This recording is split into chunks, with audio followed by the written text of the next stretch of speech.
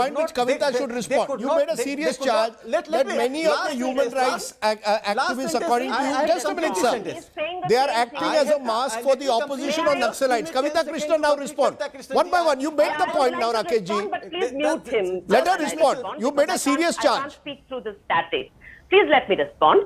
First, I would request all the viewers here to mute me. How can you mute me? I have to complete my sentence that these are the pro-Naxal activities. Please mute him while I'm speaking. Okay. Don't scream. Rakesh, let her complete.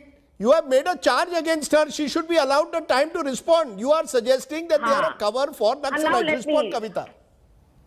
Now, I want to say that I would request all the viewers here to please go to the website of the PODR, which I mentioned, and the POCL, which I mentioned.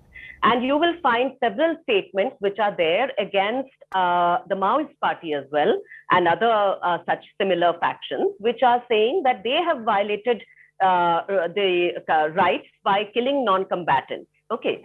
So you will see that. As for my party, you will see statements even against the killing of so-called combatants, because they have been killed in at a time when they were not actually attacking or anything like that. Okay. So the point is that this is something which just doesn't stick. It's a factual wrong thing to say.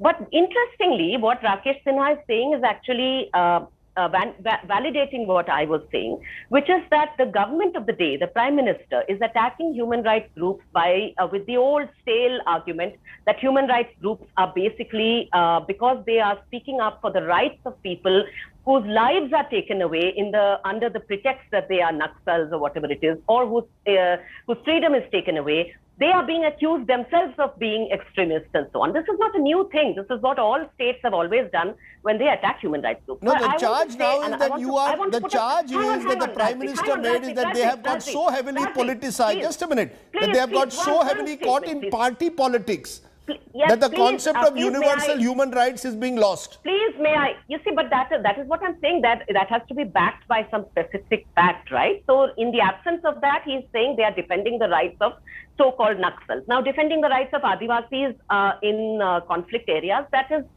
being conflated by the government of the day and their MPs as being with the Naxals and so on and so forth. But I want to ask a question of my own, Rajdeep, to Mr. Sinha.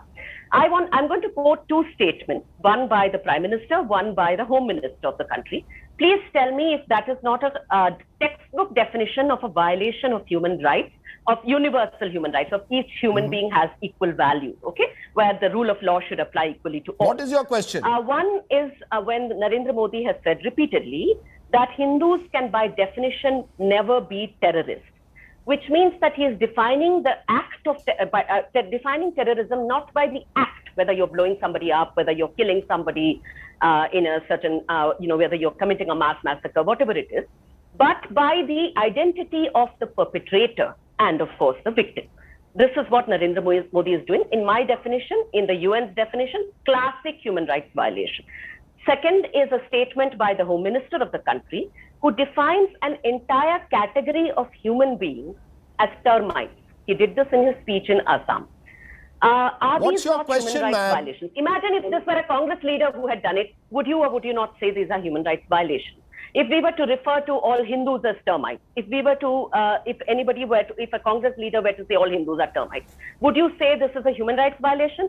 If a Ma'am, now I think Rakesh should respond now. Muslims can by definition never be terrorists. Ma'am, let Rakesh respond. You made your point, he should respond. Rakesh Sinha, respond. The fact is, the Indian state's track record across the world at the moment on human rights is poor. It's abysmal. Many states do not even have a proper state's human rights commission in place at the moment. Rajdeep, I am facing two anchors here, one Kavita Krishnan, other Rajdeep Sardesai. Two panelists here, one Rajdeep Sardesai and Kavita Krishnan. Let me respond what I want to speak, because you are discussing the statement. You are discussing the statement of the Prime Minister. You are not discussing the statement of some street leader. Sure. Just let me say that why Prime Minister said that in 1981. PUCL, then dominated by certain radical elements, has published a report on Kashmir. The report, before getting released in India, it was used by Pakistan in the United Nations. For the first time in the history of human rights, the PUCL has formed a committee under BG Varghese, some committee outside the army. Some civilian was engaged for that committee. BG Varghese was a great human rights activist. Everybody will accept his role in Indian civil liberties movement. And he had given clean sheet to the PUCL. This kind of activism of the human rights organization in the name of the facade of the human rights. They are using the facade of the human rights to defame India outside the country, to strengthen India's enemies' hands in the United Nations. These are all empirical what is this defame, sir? With due apologies, what is why defame? Are you telling me human rights activists have no right to question the government? How does it become defamation? I am not defamation? saying the human rights activists are not. What Prime Minister said? What Prime Minister has said? Prime Minister said that when you are doing partial activities, when you become a party of any activities, you have right. I said that Prime Minister says remain objective. If government is facing criticism, you are criticizing here, Prime Minister is not commenting upon you. Every anchor has right, every human rights activist has right. But when I have counted 4 organizations, I have many organizations in my hands. All these organizations were formed by the pro-Naxal groups, and Kavita Krishnan couldn't reply. They were not. Why would you ban, for example, an Amnesty International?